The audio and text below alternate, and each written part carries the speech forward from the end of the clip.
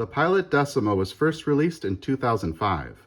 Decimo is Italian for 10th, and as the name suggests, this is the 10th variant of the Pilot Vanishing Point.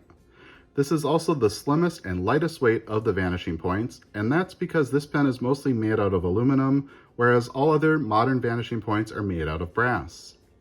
I have this one in a beautiful burgundy finish, but it's available in a variety of other colors. The bottom of the pen features the same knocking mechanism that we see on the standard Vanishing Point. And then we have a metal band that transitions us up to the lower barrel. That lower barrel is straight and it's separated from the upper barrel with two metal bands. And at the bottom of the upper barrel, we do see Pilot Japan. The upper barrel does have a slight tapering profile that transitions us to a metal nose cone. On the top of the metal nose cone, we do see a jet out for the clip, which starts with a slight pinched portion, and that's there to help guide your fingers. And then in the middle, it reads Decimo. The clip is a bent metal clip. It's springy and functional, but it doesn't have a wide range of motion. The top of the nose cone is flat, and it does have a D cutout. Beneath that D, there is a flap to seal off the nib. If I push on the knocking mechanism, that flap will move down and the nib will come out. The nib is the same 18 karat gold nib that we see on other Vanishing Points. I have this one with rhodium plating. I also have this one in a medium, but it's available in a wide variety of other sizes. In the hand, the pen is lightweight, well balanced, and a suitable length for long writing sessions. Because of the placement of this clip, you are forced into the proper writing grip. But I also have learned to really embrace this clip placement because the nib is so small that the clip can help you orient the pen while you're writing. In terms of size comparisons, here's the Pilot Decimo, a typical Pilot G2 rollerball pen, and your standard Sharpie. Before we disassemble the Pilot Decimo, I wanted to take a moment to directly compare it with the standard Pilot Vanishing Point. And here I have the Vanishing Point in a matte black finish, but it's available in a wide variety of other colors. Overall, both pens are the same length. The Vanishing Point is just a little bit thicker and about 10 grams heavier than the Decimo. And as I previously mentioned, that's because the Vanishing Point is mostly made out of brass, whereas the Decimo is mostly made out of aluminum. Both pens have very similar knocking mechanisms and bands that transition up to the lower barrel. The separation between the two barrels are also stylized very similarly, but the bands are a little bit thinner and more flush on the Decimo compared to the Vanishing Point. If we work our way up on the pens, we can see that the clips also share a lot of similarities, but they also share some differences. The Decimo's clip is a little bit longer than the Vanishing Point. Also, the pinch on the Decimo is a bit further up on the pen and a little bit less defined compared to the Vanishing Point. The Decimo has markings branding it right in the middle of the clip, whereas the Vanishing Point is free of any markings. If we turn the pens, we will see another difference between these clips. The Vanishing Point has a much more dramatic arch compared to the Decimo. And what that means is the clip is going to feel a little bit more pronounced in the hand, but also the Vanishing Point's clip is going to have a much easier time going over thick fabrics and notebooks. In terms of disassembly, both pens disassemble in a very similar way. The back barrel unscrews from the front barrel. And notice on the Vanishing Point, both barrels have one band on each side. On the Decimo, we do see a contrast there. Here we have much more material on the back barrel compared to the front. And then another difference between these two pens are the threads on the barrels. We can see on the Vanishing Point, which is on the left, the threads are much more coarse compared to the Decimo. And what that means is it is going to take fewer turns to unscrew the Vanishing Point compared to the Decimo, but overall both pens have very excellent quality threads that are very smooth and secure. In terms of the nib units, they just pull straight out from the back of the grip sections. And both the nib units are identical and fully swappable. Both use 18 karat gold nibs, which we'll take a look at a little bit more closely.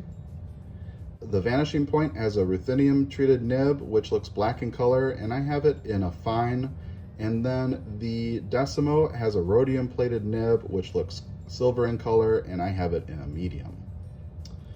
As we work towards the back, we can see the two filling options. On the Vanishing Point, I have a Con 40 converter, which pulls right out of the back. And then on the Decimo, I have a cartridge protector, which you can pull off. This is there to protect the back of the cartridge from the knocking mechanism. I don't really find that it is necessary to have. I often use my Vanishing Point without this protector, and I rarely see any damage on the back of the cartridges. So I'm gonna leave this one off because I also find that's just an extra step to check your ink level. I don't really see much value add. The cartridge, which I emptied out just before filming, can be pulled out from the back of the nib unit. And I don't really like pulling the nibs off of the feeds on these, and that's because the feeds are very long and very thin, and I just worry about cracking. So for today, both of these pens are fully disassembled. In terms of reassembly, both reassemble in a very similar way. We're going to push the cartridge into the back of the nib unit, and then push the nib unit into the back of the grip section. Towards the back of the nib unit, we can see a stud which lines up to a slot in the grip section. And then we'll screw on our back barrel. And the Vanishing Point assembles in a very similar way. We'll put the Con 40 into the back of the nib unit, and then put that through the back of the grip section, again aligning the stud with the slot, and then screw on the back barrel. And at this point, both pens are ready to be inked up. Inking up the Pilot Decimo as well as the Vanishing Point, today I selected Diamine's Writer's Blood, which is a nice, deeply saturated red ink with a bit of a purple tint to it. I unscrew the ink barrel. We'll take the nib unit out of this pen. And I'm going to eyedropper fill this cartridge.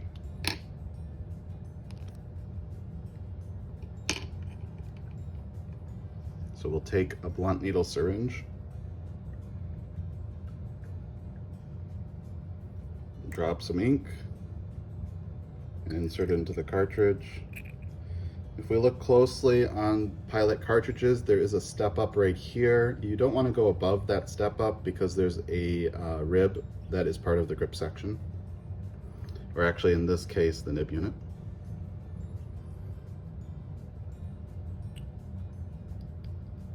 That looks pretty good right there. We'll go ahead and reinsert this into the nib unit and install that nib unit back into the front barrel, again aligning the stud with the slot, and then reattach the back barrel. This pen is going to take a few moments to allow the ink to flow. We need to have that ink flow all the way up the nib, which is a quite long nib. And then in terms of the Vanishing Point, we're going to unscrew the back barrel and remove the nib unit as well. Here we have the Con 40 converter. I'm going to extend the piston all the way down. Put the nib into the ink. Mind you, you have to submerge it fairly far.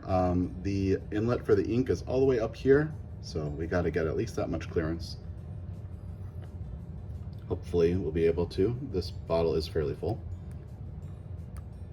And I'm just screwing up the piston. I didn't see any come through that time. I'm going to extend the piston one more time and then draw it back up.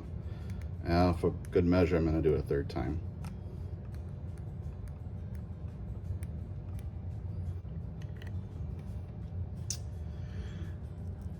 So we do have some ink, not a huge amount.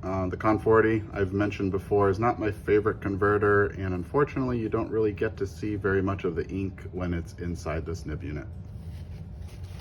But there is some there, and this nib is ready to write. It doesn't need to rest, which is a nice thing. Go ahead and put the nib unit back into the barrel, again lining up that slot and notch. And screw on the back. Cap up our ink. And at this point, we're ready to write. Okay, writing with the Pilot Decimo. Push on the back to extend the nib.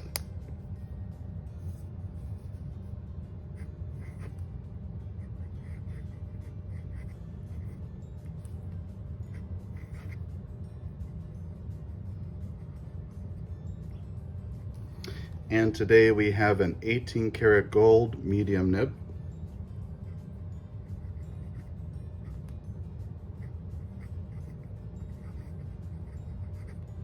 And it's a beautifully tuned nib. It's smooth, it's wet, it has just a hair of feedback so you can tell what kind of paper you're using. It is pretty stiff for a gold nib, which isn't really a bad thing, especially for a pen designed for note taking, but I just want to note that. In terms of ink, again, we have a diamine, and this one is called Writer's Blood.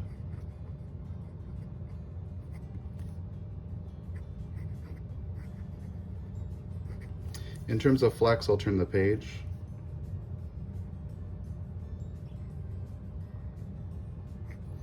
As I mentioned, it's quite stiff. This is maybe not the stiffest gold nib in my collection, but it's definitely up there. And in terms of reverse writing, oh, scratchy.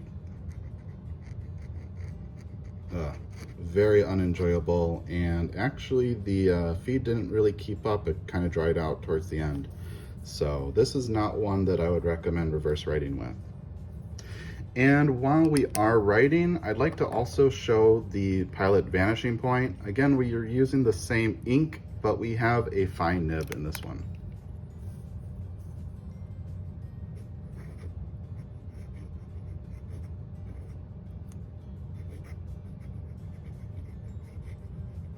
I am noticing that the ink looks a little bit more saturated with this.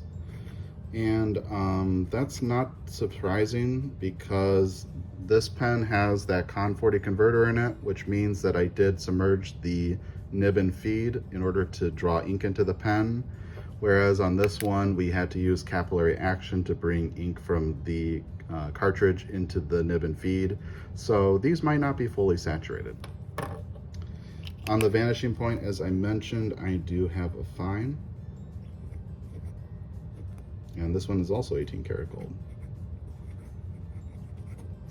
The medium does feel a bit more smooth on the page, but it's not a huge difference. And you can see that the fine does have a bit of a thinner stroke compared to the medium. The ink is the same, and for flexibility, it's also pretty stiff. I might get a little bit more line variation with the fine, but it's not dramatic. For reverse writing, actually a lot smoother than the Decimo, but it's still fairly scratchy, and yep, the feed did not keep up all the way. So on neither pen, I would really recommend reverse writing. So what do I think of the Pilot Decimo? I'm a pretty big fan of this pen. I like its lightweight nature and its slimness. I found as I grow my fountain pen collection that I do tend to gravitate towards thinner pens. I find they're just a little bit more comfortable to use for long writing sessions. The nib, as I mentioned, is very well tuned, smooth, a joy to write with, and a great note taker, especially with this very convenient knocking mechanism, which we also saw on the standard Vanishing Point. In terms of areas where I could see improvement with this pen, and honestly a lot of them have similarities with the Pilot Vanishing Point, the clip on the pen is going to force your hand into the proper writing position, which could alienate quite a few people who don't hold their pens this way. That is again an issue that we also saw on the Vanishing Point. However, I do have another issue, which is the clip on this pen. I don't prefer it over the Vanishing Point, and that's for a few reasons. One is the slim profile of this. It does not have a huge range of motion, so you can't get it over thick fabrics and notebooks. Whereas on the Vanishing Point, you have a bit more of an arc, and it is a little bit more springy. Another issue that I found with this pen is the placement of the pinch being closer to the front of the pen and also being a lot less defined makes it feel like I'm almost mashing my fingers into the front of the pen a lot of the time. Whereas on the Vanishing Point, which has the pinch a little bit further back and raised up, it almost feels like an anchor or a handle to hold onto while you're writing. So I do find that the Vanishing Point overall is a little bit more comfortable in my hand. That being said, I do like the lightweight nature of this pen for short notes as well as for portability, so there is definitely a benefit to this one. And then outside of that, I do also have issues with the nib unit, which again shares similarities with the Vanishing Point. I wish the nib wasn't so long or so thin. The thinness worries me for long-term durability and the risk of having the feed crack. But the length also worries me because if you are filling this up from a bottle and your bottle is starting to run dry, you have quite a long length to travel where you're not going to be able to get ink. And then in terms of the converter option, let me switch over to the Vanishing Point. We do have the Con 40 converter on the Vanishing Point, which I've expressed in the past is not my favorite converter. You can't disassemble it, and it doesn't have much of an ink supply. But also inside this nib unit, you can't really see your ink level at all. You can just see whether you don't have ink or you do. So that disappoints me as well, and that's one of the main reasons that I tend to resort to eyedropper and cartridges instead of converters. But with all that being said, I do really like this pen. I think that it could be an excellent pen for people who maybe find the Vanishing Point a little bit too thin or too heavy, and they are mainly using these pens for quick notes. Again, I don't really find the grip all that comfortable compared to the Vanishing Point, but I think if you have smaller hands, you may find this perfectly suitable. And overall, I just find that this form factor is one of, if not the best note-taking form factors of any fountain pen on the market. So that just leaves me to say,